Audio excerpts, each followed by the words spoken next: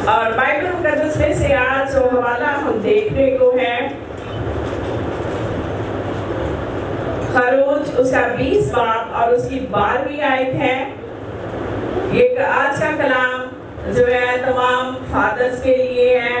मेरी तरफ से जितने यहाँ पे वालिद बैठे हैं उन सबको फादर से बहुत बहुत मुबारक हो। खुदावंद आपको सलामती दे, आप हमेशा इसी तरह अपने बच्चों पे हंसते मुस्कुराते रहें। खुदावंद आप सबको बहुत बरकत दे। तो आइए जिन्होंने हवाला निकाल लिया मेरे साथ देखिए, हम अपनी तरबियत और रहनुमाई के लिए आज देखेंगे खरूज 20 बाब और उसकी 12वीं आयत। तो अपने बाप और अपनी माँ की इज्जत करना ताकि तेरी उम्र उस मुल्क में जो खुदावंद तेरा खुदा तुझे देता है दराज हो। फिर से इस आयत पर बड़े ध्यान से गौर कीजिए। तो अपने बाप और अपनी माँ की इज्जत करना, और आगे क्या लिखा है, ताकि तेरी उम्र उस मुल्क में जो खुदावंद तेरा खुदा तुझे देता है क्या हो जी, दराज हो। सबके लिए आमीन। फादर्स डे के नाम से जाना चाहता और पहचाना जाता है, और फादर्स डे जो है आज के दिन ख़ास तौर पर दुनिया में तमाम जो वालिद हैं, जो बाप की हैसियत से रूह ज़मीन पर ज़िंदगी बसर कर रहे हैं, उनके लिए ख़ास तौर पर दुआ की जाती है खुदावंद को से तंदुरुस्ती बख्शे, अपने वो बच्चों में सलामत रहे, और उनकी तमाम उन काविशों के लिए, उन मेहनतों के लिए जो वो अपनी फैमिली के लिए, अपने बच्चों के लिए करते हैं, उनके लिए उनका शुक्रिया अदा कर सकें। तो आज का दिन फादर्स डे है, और जैसे अभी खुदा की खादमा ने भी जितने यहाँ पर वालिद बैठे हैं, बाप बैठे हैं, उनको विश किया है, तो मेरी तरफ से भी एक बार फिर से अबंडेंट लाइफ टीवी की तरफ से, हाउस ऑफ चैंपियंस चर्च की तरफ से, जो मुझे टीवी पर देख रहे हैं उन सब को भी अबंडेंट लाइफ टीवी और हाउस ऑफ चैंपियंस चर्च की तरफ से फादर्स डे बहुत बहुत मुबारक हो। अगर यहाँ कोई बैठा है तो वापस जवाब भी आना चाहिए। क्या हाल है? आपको भी मुबारक हो। ओके जी, गॉड ब्लेस यू। और मैं खुदावंद का शुक्रिया अदा करता हूँ, क्योंकि बाप होना जो है एक बहुत बड़ा एजाज़ है, और बाप होना खुदा की तरफ से एक बहुत बड़ा प्रिविलेज है, एक बहुत बड़ा हक है जो खुदा अपने लोगों को देता है। हर एक शख्स बाप नहीं हो सकता, हर एक शख्स क्या है, बाप नहीं हो सकता। कुछ लोग ब्याह करने के बाद भी बाप नहीं बन पाते, और बाप होना खुदा की सिफात में से, एट्रीब्यूट्स ऑफ गॉड जो है उनमें से एक सिफ्त है। एक खुदा की सिफ्त बाप होना भी है। आमीन। और खुदा ने अपने आप को, खुदा ने अपने आप को बाप की सूरत में हम पर जाहिर किया, अपने आप को हमारे साथ मुतारिफ करवाया, इंट्रोड्यूस करवाया। और यूहन्ना उसके पहले बाब में लिखा है कि बाप को यानी खुदा को किसी ने नहीं देखा, लेकिन इकलौता बेटा जो बाप की गोद में है उसी ने उसे क्या किया है, जाहिर किया है। मेरे अजीजों, खुदा बेशक बहुत सी कौमों का खुदा है। गौर से सुनिए, खुदा बेशक बहुत सी कौमों का खुदा है, लेकिन मेरे अजीजों वो मसीहों का खुदा भी है और वो मसीहों का बाप भी है। जोरदार तालियां, हालेलुया। खुदा कौमों के लिए खुदा है, लेकिन खुदा मसीहों के लिए खुदा भी है और बाप भी है। मेरे अजीजों, ये बाप का मुकाशफा सिर्फ और सिर्फ बाइबल मुकद्दस हमें देती है। और कोई मज़हब में जो है खुदा को बाप नहीं कहा जाता, क्योंकि वो कहते हैं कि ये कुफर है। और मेरे अजीजों, बाइबल मुकद्दस के मुताबिक ये जिंदगी का मुकाशफा है। खुदा सिर्फ खुदा ही नहीं है, वो मेरा और आपका, हम सब का बाप भी है। मेरे अजीजों, हम उसको बाप कहकर पुकारते हैं और सब चीजें उस में से निकली हैं, और सब चीजें उसी में से निकली और उसके कलाम के वसीला से तख्लीक हुई हैं। उसके कलाम के वसीला से क्या हुई हैं? तख्लीक हुई हैं, क्रिएट हुई हैं। और बाप मसीहियों के लिए सिर्फ एक रिश्ता ही नहीं है, बाप मसीहियों के लिए एक मुकाशफा है, एक भेद है। यसाया नबी कहता है, जो मेजर प्रॉफिट्स में से एक प्रॉफिट है, जो अंबिया अकबर में से एक नबी है, वो कहता है यकीनन तू हमारा बाप है। वो क्या कहता है? यकीनन तू हमारा बाप है। अगरचे इब्राहिम हमसे नावाकिफ हो और इस्राइल हमको ना पहचाने, तू ए खुदावंद हमारा बाप और हमारा फिदिया देने वाला है। हालेलुया। यहां पर यह बड़ी बात लिखी है। अगरचे वो कहता है इब्राहिम हमसे नावाकिफ है और इस्राइल भी हमें ना पहचाने, इब्राहिम जिसको बाइबल मुकद्दस कहती है कि वो कौमों का बाप है, वो कहता है अगरचे इब्राहिम हमसे नावाकिफ हो और उसकी नस्ल यानी इस्राइल भी हमें ना पहचाने, फिर भी तू ए खुदावंद तू हमारा बाप है। अगरचे कौमों का बाप हमसे नावाकिफ हो जाए, अगरचे उसकी नस्ल हमसे नावाकिफ हो जाए, तो भी खुदावंद तू जो आसमान और जमीन का मालिक है, तू जो मुख्तार है, तू हमारा बाप है। यकीनन यसाया कहता है तू हमारा क्या है? बाप है। यूहन्ना की इंजील में लिखा है उसके पहले बाब की 12वीं आयत में, जितनों ने उससे कबूल किया यानी यीशु मसीह को, खुदावंद यीशु मसीह को कबूल किया, उसने यानी खुदावंद यीशु मसीह ने उनको खुदा के फर्जंद होने का हक बख्शा। यह हक दुनिया के पास नहीं है, यह हक गैर कौमों के पास नहीं है, यह हक सिर्फ और सिर्फ ईमानदारों के पास है। जोरदार तालियां बजाएं, हालेलुया। मेरे अजीजों, जब हम यीशु मसीह पर ईमान लाते हैं, फिर हम खुदा को, गौर से सुनिए, फिर हम खुदा को अब्बा यानी ए बाप कहकर पुकार सकते हैं। हालेलुया, जोरदार तालियां, हालेलुया। खुदा हमारा खुदा ही नहीं है, खुदा हमारा बाप भी है। यह मसीही अकीदा है, यह मसीही ईमान है, यह मसीही बुनियाद है।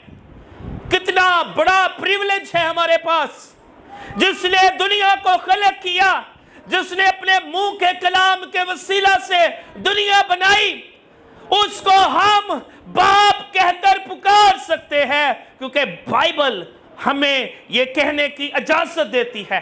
हालेलुया। मेरे अजीजों, ये एजाज बड़ा है कि खुदा ने अपने आप को हमारा बाप कहा है। हालेलुया। खुदा के बेशक बहुत से नाम हैं। खुदा के क्या हैं? बहुत से नाम हैं। बहुत से नामों को खुदा ने अपने आप को बहुत सारे नामों से मुतारिफ करवाया है।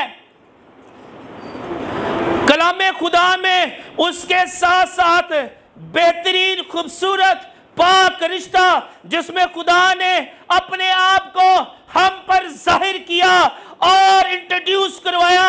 खुदा कहता है कि मैं तुम्हारा क्या हूं? बाप हूं। मैं तुम्हारा क्या हूं? बाप हूं।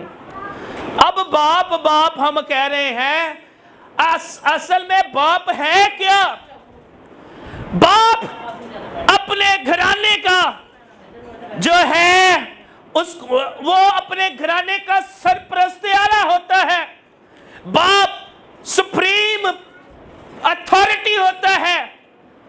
बाप अपने घर में अल्टीमेट अथॉरिटी होता है। उसके पास इख्तियार होता है। वो अपने पास तमाम हक रखता है। मेरे अजीजों, खुदा हमारा बाप है। हालेलुया। मेरे अजीजों, बहुत सारे लोग खुदा और इंसान के रिश्ते को तो जानते हैं।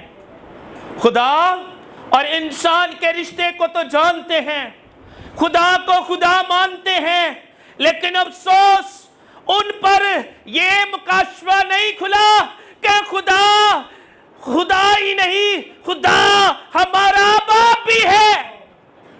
मेरे अजीजों, खुदा एक बाप भी है, प्यार करने वाला बाप, शफकत से भरा बाप, मुआफ करने वाला बाप, अपने दाने हाथ की कुदरत से बचाने वाला बाप, हमें अपने कभी हाथों से संभालने वाला बाप।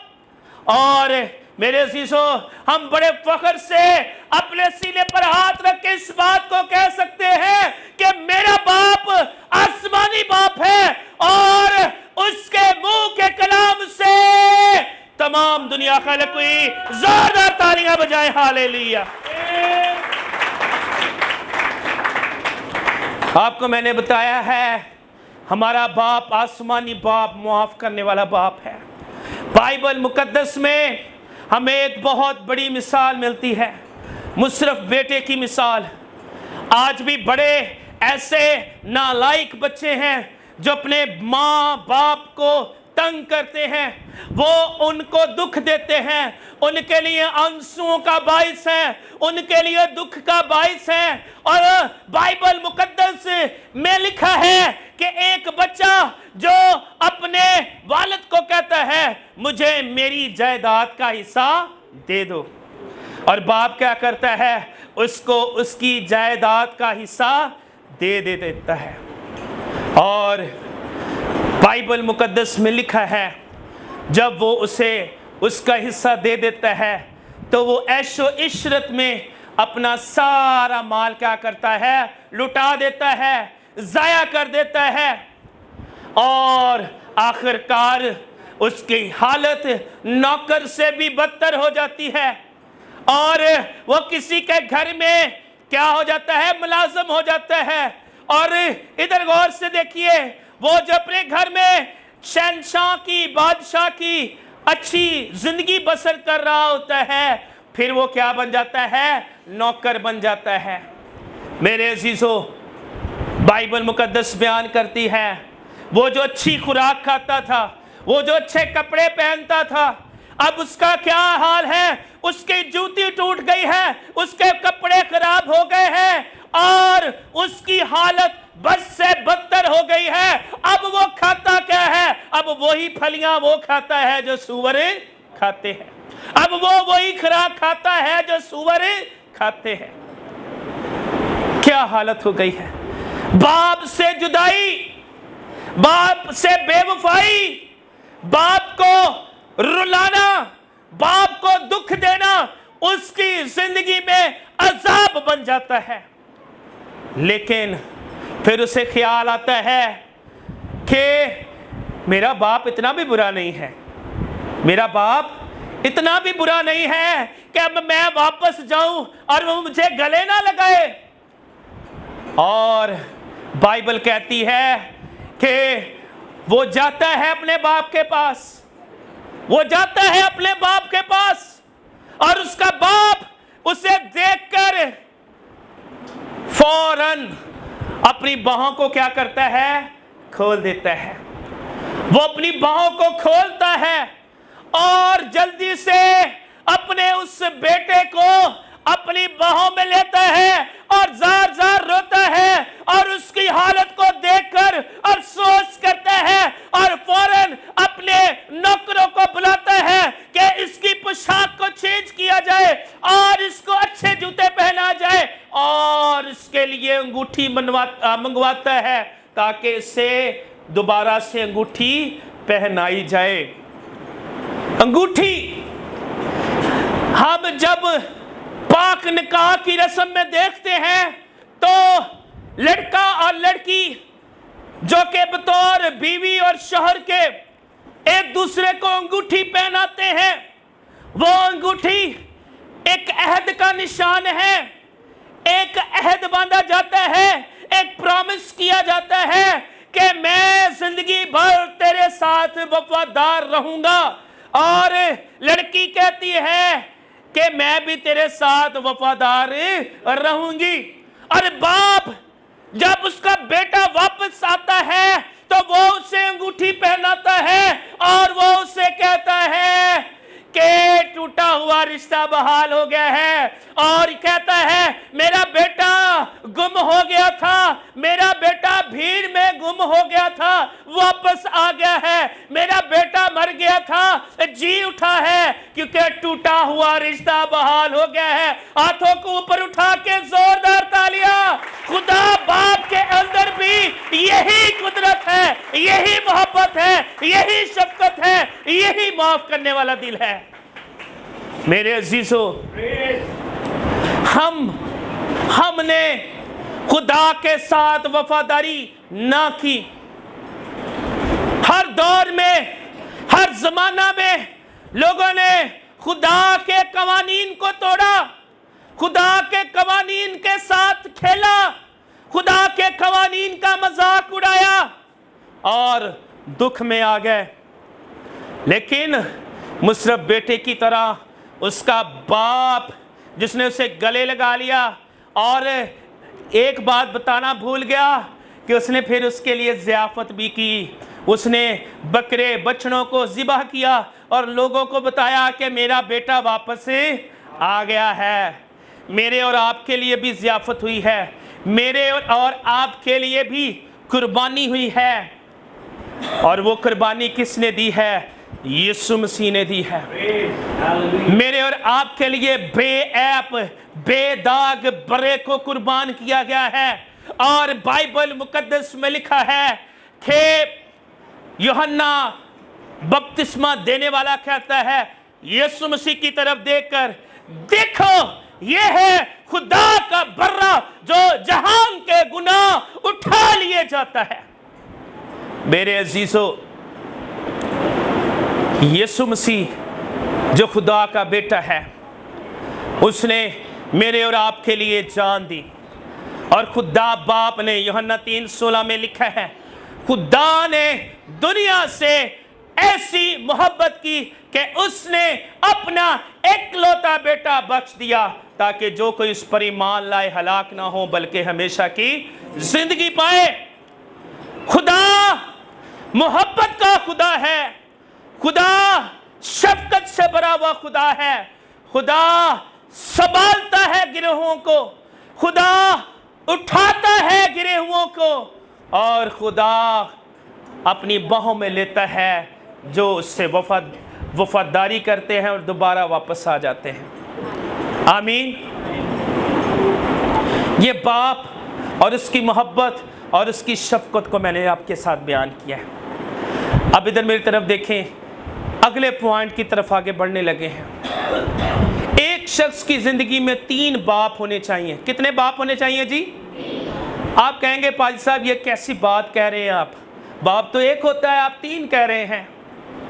गौर से सुनिए मेरे अजीजों, सबसे पहला वो बाप जो आपको इस दुनिया में लाने का वसीला है, वो कौन सा बाप हुआ? जिस्मानी बाप, जो आपकी ज़िंदगी में होना चाहिए और होता भी है।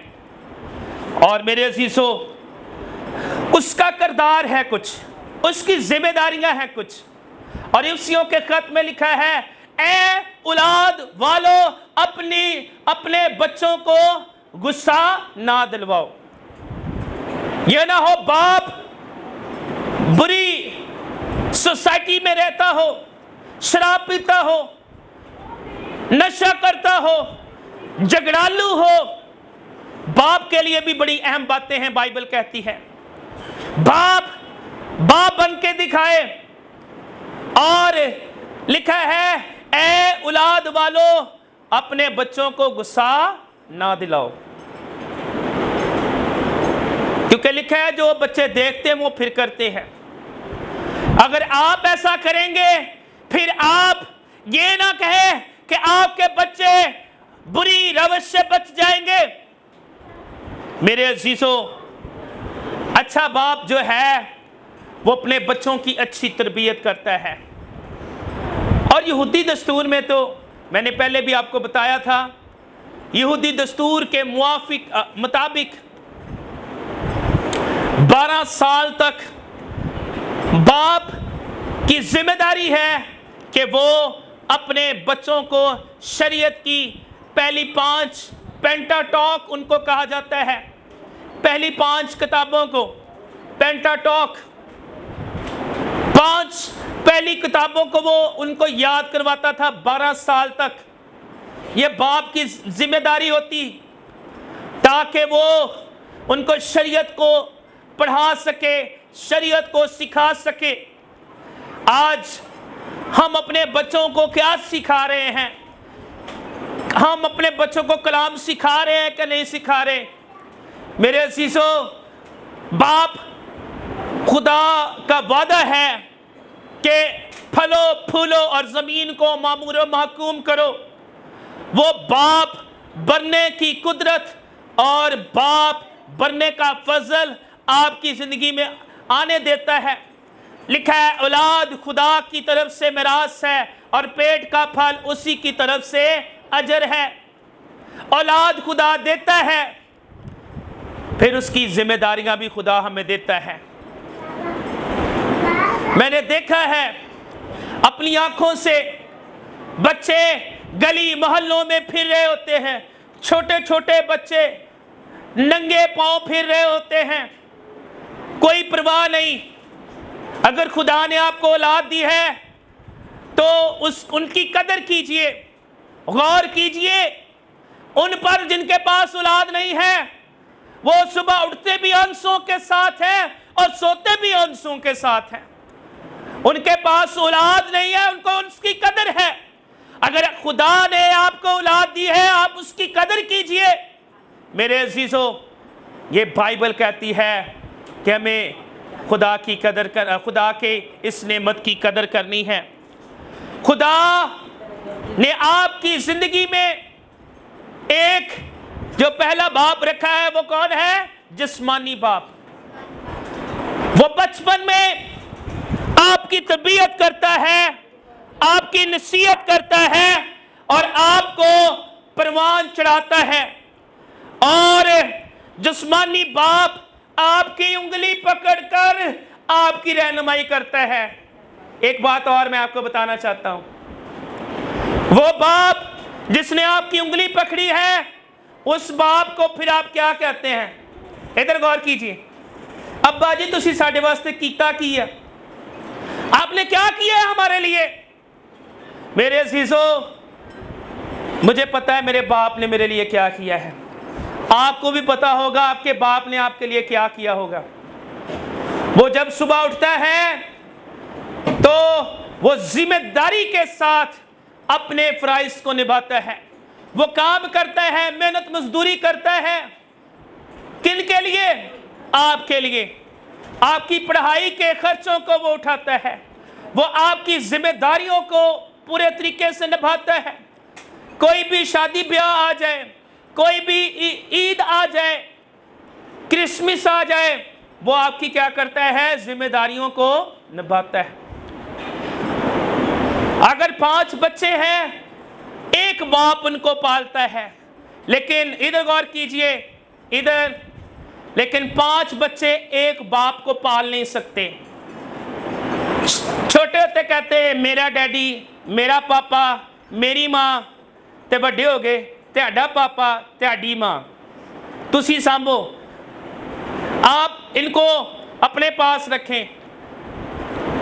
पापा को फिर हम, जैसे रेलगाड़ी कराची से जो है वो इस्लामाबाद का सफ़र करती है, मामा पापा कभी इधर जा रहे हैं इस बेटे के पास, कभी इस बेटे के पास, कभी इस माँ इस क्या कहते हैं बेटी के पास जा रहे हैं।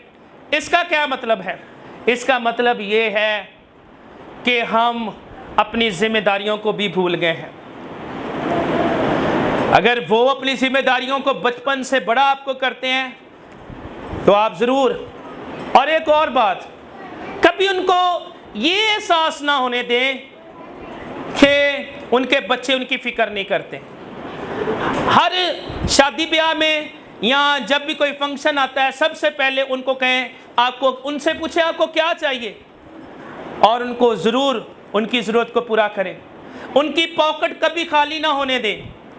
यकीन माने, अगर आप उनकी पॉकेट में पैसे रखेंगे तो खुदा कभी आपके खजानों की कमी ना होने देगा। आपके मटके हमेशा भरे रहेंगे। और पांचवा हुक्म भी यही है कि तू अपने बाप और अपनी माँ की इज्जत कर। फिर क्या होगा? इसके साथ वादा है कि जिस मुल्क में तू रहता है खुदा तुझे उम्र की दराजी बख्शेगा। खुदावंद आपको हर एक बरकत देने की कुदरत रखता है। मेरे अजीजों, ये पहला बाप है जिसके बारे में मैंने आपको बताया है। अब दूसरा बाप कौन सा है? पहला बाप आपको क्या करता है? दुनिया में लाने का सबब है। और दूसरा बाप आपका रूहानी बाप होना चाहिए, स्पिरिचुअल फादर। वो बाप क्या करता है? उसकी क्या जिम्मेदारी है? वो बाप आपको दुनिया में से निकाल कर खुदा की बादशाही में शामिल करता है। वो बाप जो आपको दुनिया से निकाल कर खुदा की पहचान करवाता है। और वो बाप कौन होना चाहिए? आपका पासबान होना चाहिए, आपका पास्टर होना चाहिए, आपका चरवाहा होना चाहिए, और आप उसकी बेड़े होने चाहिए। आमीन। आपका रूहानी बाप कौन है? आपका पासबान होना चाहिए। आपका पासबान सिर्फ पासबान ना रहे। आप जिस नज़र से आप अपने पास्टर को देखेंगे, आप वही बरकत रखेंगे।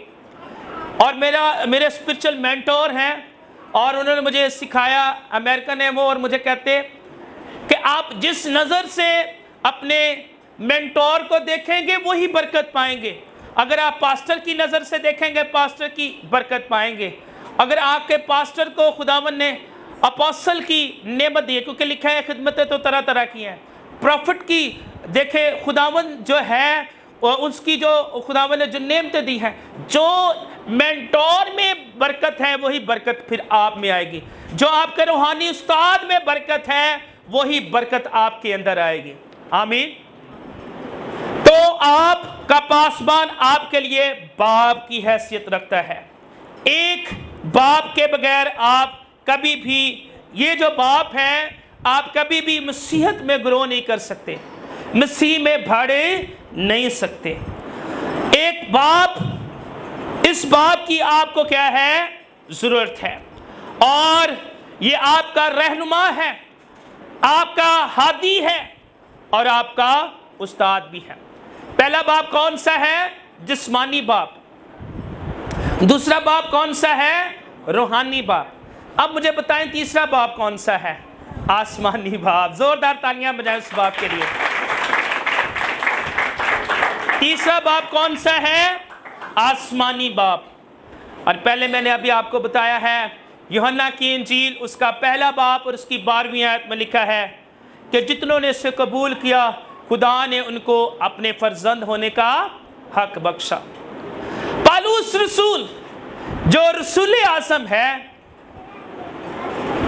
वो कहता है कि रूह कुद्दस जो हमारे अंदर है, रूह कुद्दस जो हमारे अंदर है वो हमें तौफीक बख्शता है, वो हमें सिखाता है, वो हमें बताता है कि हम खुदा को अब्बा यानी खुदा बाप कहकर पुकार सकते हैं। हालेलुया। खुदा पाक रूह के लिए जोरदार तालियां बजाए। खुदा का पाक रूह हमारी रहनुमाई करता है, हमें तौफीक बख्शता है कि हम खुदा को अब्बा यानी खुदा कहकर पुकार सकते हैं। आज फादर्स डे है, जरूर है कि आज अपने वालिद को उनके लिए दुआ करें। और आज का दिन मेरे लिए और हमारी फैमिली के लिए शुक्रगुजारी का दिन भी है, लेकिन आज हम एल्डर साहब को, एल्डर सैमुअल साहब को मिस कर रहे हैं। कल हमने जब अबंडेंट लाइफ टीवी के टॉक शो की जब रिकॉर्डिंग की, हमने उसमें भी उनको डिस्कस किया कि एल्डर साहब की खिदमत के लिए हम खुदा का शुक्रिया अदा करते हैं। और जब हमारे पास ये चर्च नहीं था, जब ये सारा सेटअप नहीं था, उस वक़्त एल्डर साहब की बहुत मेहनत है। सब कुछ बना बनाया मुझे मिलता था, सब कुछ तैयारी, घर में भी और यहाँ पर भी। खुदा का खादिम खुदा से प्यार करने वाला था, खुदा से मोहब्बत करने वाला था। और मैं और हमारी सारी फैमिली और आप, हम इस बात का ईमान और यकीन रखते हैं अब वो खुदा के जलाल में शामिल है। और आज हम उनको भी आसमान पर वो हैं, उनको यहीं से फादर्स डे कहते हैं कि खुदावंद आपको बाप इब्राहिम की गोद में और इसी तरह से खुदा के जलाल में इसी तरह से आराम की जगह अता करें। तो जितनों के पास बाप हैं, जितनों के पास हैं, ज़रूर उनकी वो कदर करें, क्योंकि ये नहीं मिलते। इनका कोई नेमुल बदल नहीं है, कोई इनका स्टैंड बाई नहीं है। जैसे बिजली चली जाती है, हम जनरेटर चला लेते हैं, यूपीएस चला लेते हैं, सोलर सिस्टम चला लेते हैं, लेकिन बाप की जगह पूरी ज़िंदगी खाली रहती है। कोई आपके बाप की जगह नहीं ले सकता, कोई आपके माँ की जगह नहीं ले सकता। बहुत सारे आपके साथ रिश्ते और जुड़ जाते हैं, हम उनके लिए खुदा का शुक्रिया अदा करते हैं, उनकी मोहब्बतों के लिए, उनकी हमदर्दियों के लिए। लेकिन बाप की शफ़क़त और माँ का प्यार कोई और नहीं दे सकता। बाप हमेशा ये चाहता है कि मेरा बच्चा मुझसे ज़्यादा आगे निकले, वो चाहता है वो मुझसे ज़्यादा तरक्की करे। और मेरे वालिद ने, वो एक ड्राइवर थे, लेकिन उन्होंने मेरे लिए बहुत कुछ किया, दिन रात मेहनत की। जब वो होंडा फैक्ट्री में बतौर ड्राइवर काम करते थे तो मुझे लोग कहते थे कि आपके वालिद साहब दिन रात मेहनत करते हैं, और वो गाड़ी को भी खुद धोया करते थे। क्यों धोते थे?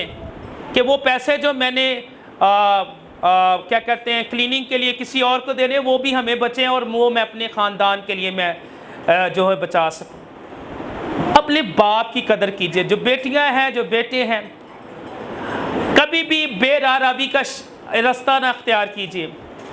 जब मैं बाप बना तो मैं इस रिश्ते को समझ सकता हूँ कि ये कितना सेंसिटिव रिश्ता है और कितना एहसास है इसमें। सेंसिटिव रिश्ता है ये, माँ का भी रिश्ता।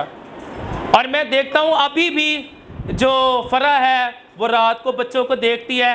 कई बच्चे जो हैं वो क्योंकि सर्दियों में ऐसा होता था कि इन्होंने कंबल उतार तो नहीं दिया, इनको ठंड ना लग जाए।